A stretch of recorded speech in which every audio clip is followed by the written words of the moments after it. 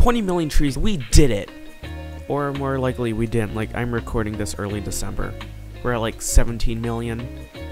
But when I saw the first Mark Rober video, I knew I had to do something. And then I kind of procrastinated. And then Steam sales happened. But while I was on these Steam sales, I saw something. Steam is full of simulators. You have goat simulators. You have rich person simulators. You have YouTuber simulators. However, no one has a tree planting simulator. Until now. With the all-new tree simulator, you're able to plant trees, run around, draw things. Does that sound boring?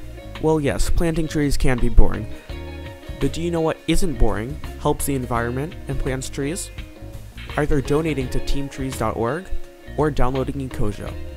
Oh, by the way, the code for this quote-unquote game is in the description below. I did say it would be a quick video.